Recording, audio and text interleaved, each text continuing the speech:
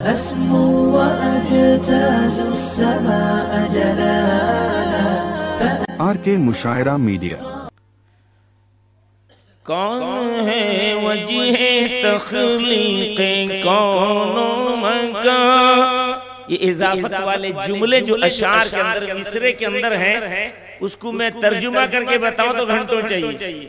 आप अपने तौर पर समझो, अपनी रिवायत को बाकी रखो, कुछ सीखो सुमड़े वालों। पहले वाले सीखते थे तो मुशायरा कामयाब, जलसा कामयाब होता था कि नहीं होता था? सब समझने वाले होते थे। आज तर्जुमा करके बताना पड़ता है।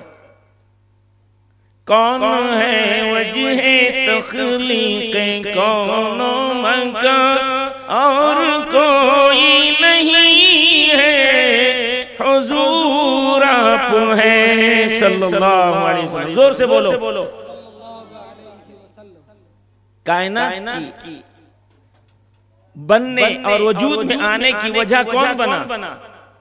आकाए नामदार हजरत मोहम्मद मुस्तफा सल्लल्लाहु अलैहि वसल्लम की जात बनी है और कोई दूसरा नहीं। दोस्तों बुजुर्ग है तो बताओ मुझे, कोई दूसरी जात हो?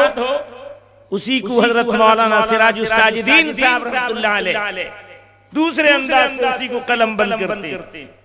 बाइसे कुन फकामुनी से इन सजा, बाइसे कुन फकामुनी से इन सजा, बेशुमार आप पर हो दुरूद व सलाम। आपकी ज़ात आलम में दारुल अमान, आपकी ज़ात आलम में दारुल अमान, बार बार आप पर हो दुरूद व सलाम। हर शायर आका की तारीफ मिदह में, आपकी मदह सताई में, आपकी सताइश, आपके हालात और आपकी सबब कायनात के बनने के हर आदमी, हर शायर अलग अलग अंदाज से बयान करता है, लेकिन बयान आप ही के बारे में करता है। बोलो, अंदाज सबका अलग अलग है कि नहीं? बात एक ही है। तो ये जो मैंने पहले जो शेर सुनाए हैं कि कौन है वजह तख्लीक़ कौनो मकान और कोई नहीं हुजूर आप हैं, ये एक शराबी शायर था। शराब में धत रहता था। उसका उसके साथी से जब मुलाकात हुई, शराब और कबाब में मस्त रहते थे, तो साथी से पूछा, भाई तेरा क्या हाल चाल है पीने पिलाने का? तो एक का नाम था जीगर और उसके एक साथी था, वो भी शायर था, जहन से उतरा मेरा नाम उसका। उससे पूछा, तेरा क्या हाल है? ना मेरा जिगर खराब हो गया है, लिहाजा डॉक्टर ने मना कर दिया, मैं पीना छोड़ दिया। शराब क्या पानी समझते हो क्या? शराब पीना छोड़ दिया हूं इसलिए कि मेरा जिगर खराब है। उसका टाइटल भी जिगर था। समझ गए कि जिगर मुरादाबादी। उसके दूसरे साथी से उसने पूछा, भाई तेरा क्या हाल है? कहा कि मेरा लखते जिगर खराब हो गया, पैसा देता नहीं, मैं पीतो नहीं। लखते जिगर बेटे को कहते, तो ही जिगर मुरादाबादी जब अल्लाह वालों की मजलिस में पहुंचता है, शाह अशरफ अली थानवी रहमतुल्लाह अलैह के मजलिस में अल्लाह के उस वली ने ऐसी निगाह डाली कि अल्लाह ताला ने उसकी पूरी हालत को चेंज कर दिए और आली शान शायर और मद्दाह रसूल बनकर ये नात लिखी है जो मैं पढ़ रहा था आपके सामने। उसने ये नात लिखी है, गौर से सुनोगे। और जब हुजूर हैं जब कहूंगा तो आप क्या कहोगे? सल्लल्लाहु अलैहि वसल्लम। क्योंकि रसूल करीम सैयद आलम ने खुद अपनी जुबान से फरमाया, मन सल्ला अलैया नाइयन फउबलिगतुहु व मन सल्ला अला कब्री फसमिअतुहु, औ कमा क़ाल अलैहि सलातु वस्सलाम, कि जब कायनात के कोने गोशे में कोई भी मेरा उम्मती मुझ पर दुरूद भेजता है या भेजती है औरत, तो अल्लाह ताला फरिश्तों को मुकर्रर कर रखा है कि वो दुरूद को मेरे ऊपर लाकर यहाँ पहुंचाते हैं मदीनतुन नबी में। और अगर वो मेरी कब्र पे आके पड़ता है तो मैं अपने कानों से सुनता हूं। तो पता क्या चला कि आप सल्लल्लाहु अलैहि वसल्लम भी कब्र में जिंदा हैं और तमाम अंबिया और मुरसलीन अपनी कब्रों में जिंदा हैं। और खुद नबी ने अपनी जिंदगी में फरमाया था, हर्रमल्लाहु अल-अर्ज़ अन तअकुल अजसाद अल-अंबिया औ कमा क़ाल अलैहि सलातु वस्सलाम, कि अल्लाह ने जमीन पर हराम करार दे दिया है कि किसी नबी के जिस्म को खा नहीं सकती हो। जब आका ने फरमा दिया किसी नबी के जिस्म को खा नहीं सकती, तो नबियों के नबी इमामुल मुरसलीन सदरुल अंबिया इमामुल अंबिया आकाए नामदार हजरत मोहम्मद के जिस्म को कैसे खा लेंगे? तो आप क्या हुआ, आप जिंदा हैं कब्र अथर के अंदर। ज़िम्नन एक बात बता दूं, सबसे पहले मर्दों में ईमान लाने वाले कौन हैं? हजरत अबू बकर सिद्दीक रज़ियल्लाहु तआला अन्हु, न कोई और है मर्दों में। बच्चों में हजरत अली मुर्तज़ा हैं।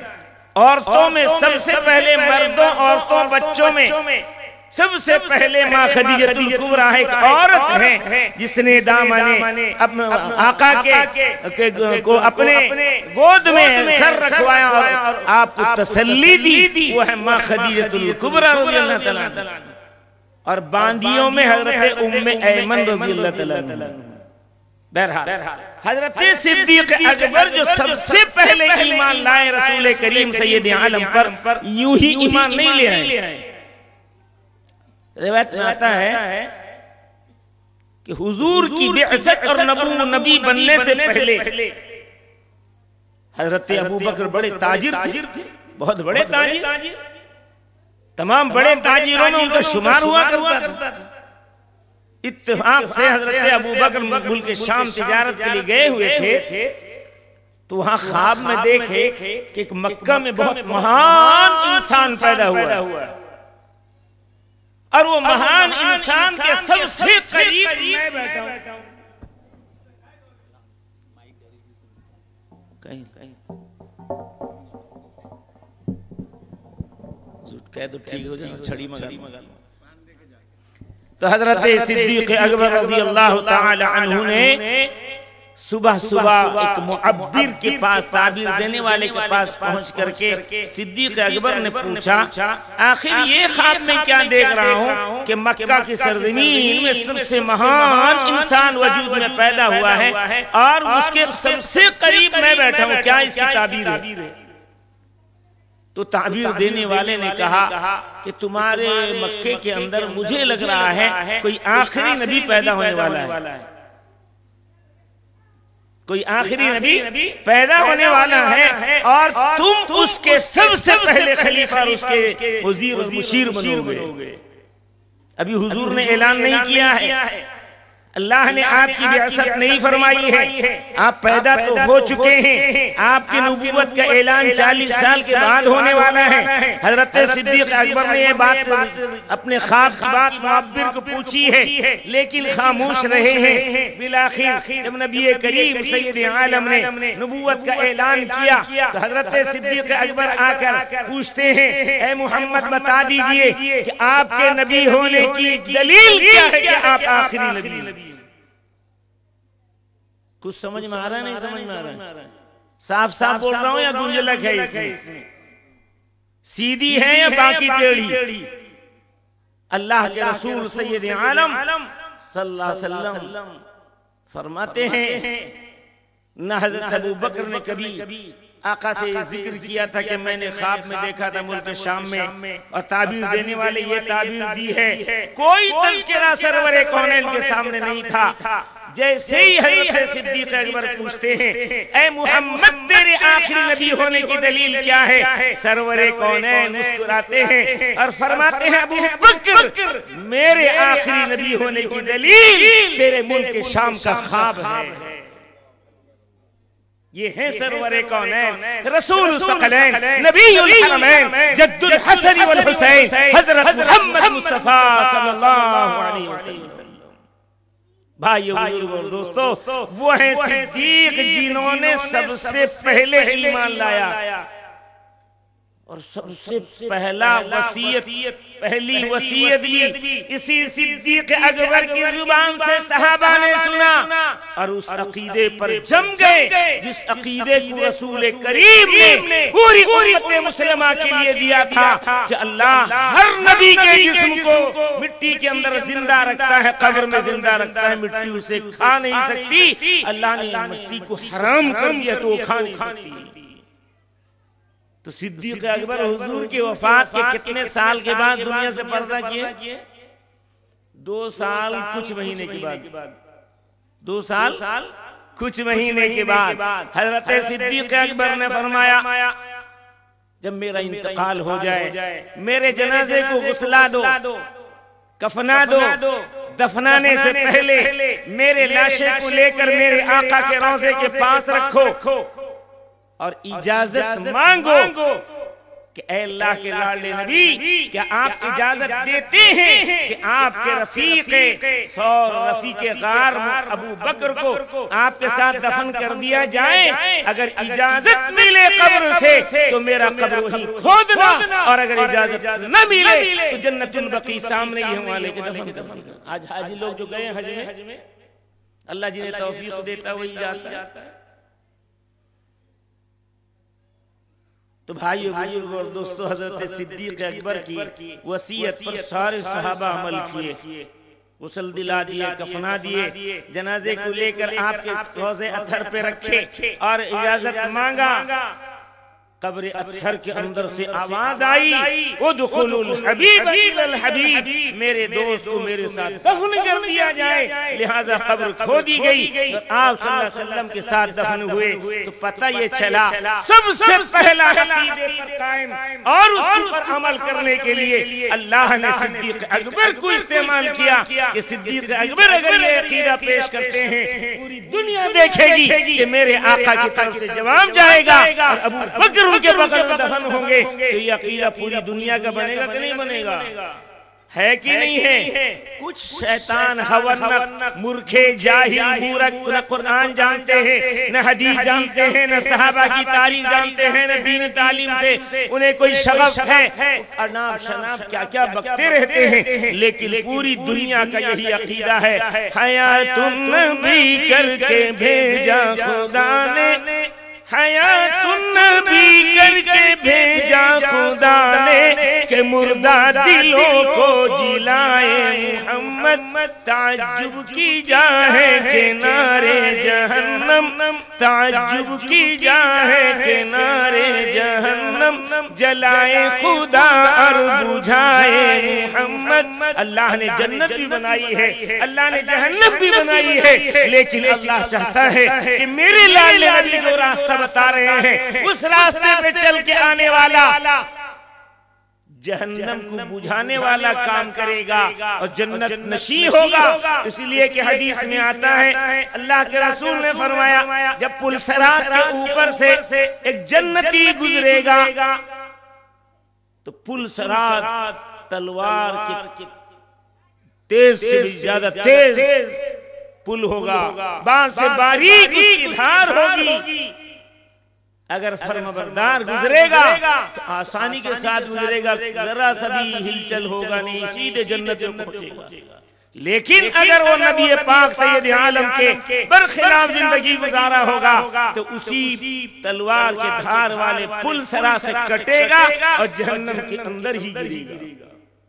तो रिवायत में आता है, जहन्नम कहती है जब जन्नती गुजरेगा, अल्लाह इस जन्नती को जल्दी से मेरे ऊपर से पार कर दीजिए, इसलिए कि इसके पैर के नूर की ठंडक से मेरी जहन्नम ठंडी होती है। नहीं समझ में आ रहा है? जहन्नम दुआ करेगी इस जन्नती के लिए जो पार हो रहा है। अल्लाह ने यकीनन जलाया है जहन्नम को, और जन्नत को रास्ता पैरास्ता किया है जन्नतियों के लिए।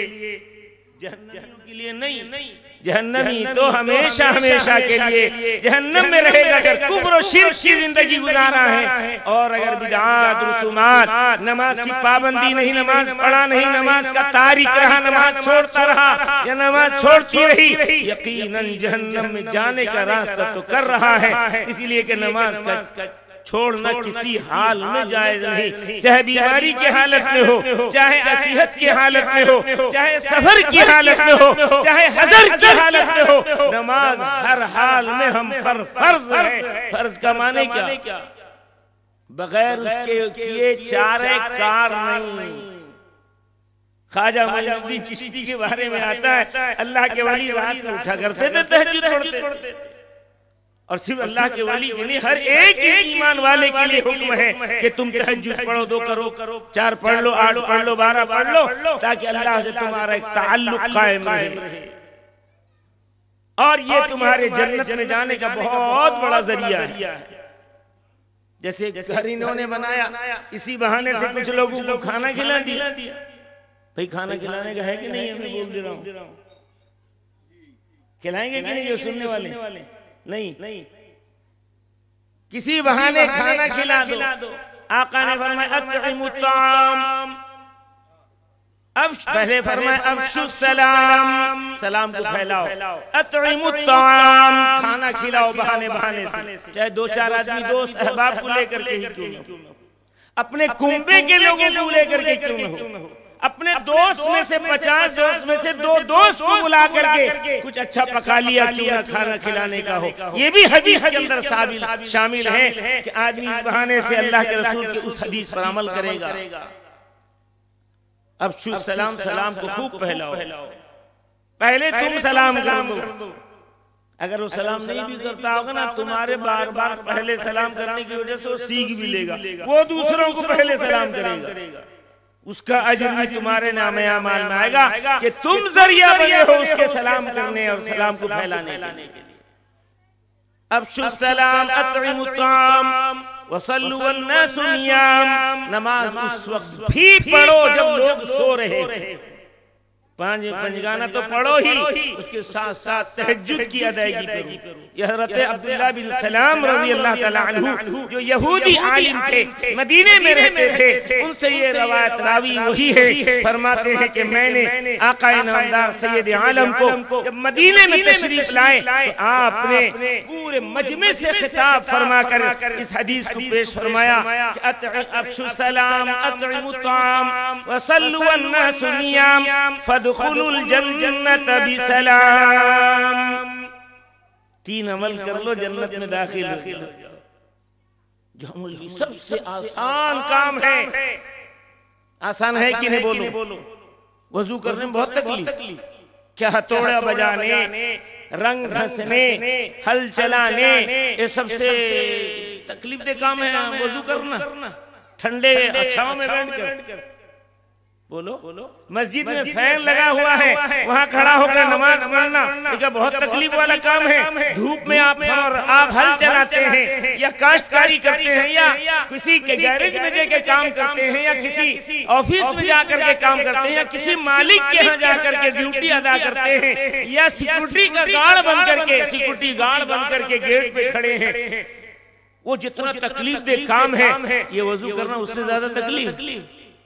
ये नमाज में अल्लाह के सामने झुक जाना, फैन में छांव के अंदर, घर मस्जिद के अंदर पहुंच करके बहुत तकलीफ का काम है। याद रखो दोस्त बुजुर्गों, हमने आसानी वाले काम को तकलीफ समझा है। ये नफ्स और शैतान दोनों ने हमें पढ़ाया है। अल्लाह उसके रसूल पढ़ाते हैं कि नहीं, ये बहुत आसानी वाला काम है। पंजगाना नमाज की अदायगी के साथ साथ तहज्जुद भी पढ़ो और फिर जन्नत के अंदर दाखिल हो जाओ। मुसलमान वो नहीं करेगा। क्या क्या नहीं कर रहा आजकल तो ऐसे मुसलमान भी पैदा हो गए, नाम निहाद मुसलमान मेरे जैसे, कहते हैं कि अब मरना है ना कुछ होना है, जो होना था हो गया दुनिया में, ऐश करो मौज करो चले जाओ, खत्म हो गए, तरह मिट्टी बन जाओ। भाई बुजुर्ग और दोस्तों, ये मिट्टी बनना कल वहां कहेगा बंदा कि काश मैं इंसान न बनता, मिट्टी हो काम बन जाता तो किसी के काम आ जाता, आज यहाँ जहन्नम में जलना पड़ेगा। कुंतु तुराबा, काश में मिट्टी बन जाता क्या। आज इंसान बन करके मुझे हिसाब देना पड़ रहा है। अल्लाह ने इंसान बना करके मिट्टी से आला बनाया, आसमान से आला बनाया, सितारों से आला बनाया, फरिश्तों से आला बनाया, सारी मखलूकात से आला इसलिए बनाया कि ये कायनात तेरे लिए, तू मेरे लिए बन के आएगा। आज हम सबके लिए तो बनने के लिए तैयार हैं, बीवी के लिए, बच्चों के लिए, दोस्तों के लिए, सबका काम तुलाने के लिए तैयार हैं। अपना काम तुलाने के लिए तैयार नहीं। एक वक्त के नमाज का जवाब देना होगा, जवाब देना होगा। तुम्हें अर्ज कर रहा था, सिद्दीक अकबर रज़ी अल्लाह ताला अन्हु सबसे पहले ईमान वाले, इस्लाम लाने वाले, उनका अकीदा हमारे लिए यही है कि उन्होंने यकीन रखा था कि जब दोनों जहां के सरदार कब्र अत्थर के अंदर जिंदा है, हमें भी जिंदा थोड़ी देर के लिए किया जाएगा, नहीं किया जाएगा। वो नबी हैं, उनके जिस्म जान इसी तरह रहेंगे। यहाँ तक आता है कि एक हाफिज़े कुरान, अल्लाह उसकी भी हिफाजत कर लेते हैं अगर वो हाफिज़ कुरान अपनी जिंदगी भर कुरान से टच न छोड़े। अभी मुफ्ती साहब आए थे देवबंद से, आप टेंडाकोड़ा गए थे? नहीं। टेंडाकोड़े के जलसे में वाकया सुनाया। बिहार के अंदर एक हाफिज़ कुरान थे, बहुत मशहूर थे। कई बच्चों को एक साथ बिठाते थे और कुरान सुनते थे। हर बच्चा सुना रहा है, ये सुन रहे हैं। अंदाजा करो क्या अल्लाह का बंदा कुरान से क्या उसका ताल्लुक था कि उस कोई बच्चा अगर गलत पढ़ दिया फौरन उसकी तरफ निगाह करके कहते तूने फलां गलती की। कई बच्चे एक साथ सुना रहे हैं, ये भी सुना रहा है, ये भी सुना रहा है, ये भी सुना रहा है। कर लोगे तुम? देखो कुरान देख के सुन लो, नहीं कर पाओगे ना। लेकिन अल्लाह के ऐसे लाडले अल्लाह ने दुनिया में पैदा किया है ताकि दुनिया देखे कि मेरा उनके साथ मामला क्या है। वो हाफिज साहब अपने बेटे से पूछते हैं, बेटा तुझे कुरान कैसे याद है? बेटा कहता अब्बू जैसे लोगों को सूरे फातिहा याद है, गलती नहीं करते, मैं वैसे ही सूरे फातिहा की तरह पूरा कुरान याद है। बाप कहते हैं बेटा तुझे तो सूरह फातिहा की तरह है, लेकिन मुझे अल्लाह ने बिस्मिल्लाहिर्रहमानिर्रहीम की तरह कोई भूलता नहीं, बोलने में कोई उसकी लोच होती नहीं। सूरह फातिहा की आयतों में कहीं ना कहीं रुकता है, लेकिन बिस्मिल्लाहिर्रहमानिर्रहीम में कोई रुकता है क्या? बाप कहता है बेटा मेरे अल्लाह का मुझ पर खास करम है कि जिस तरह बिस्मिल्लाहिर्रहमानिर्रहीम लोगों को याद रहता है, कुरान मुझे उसी तरह याद है।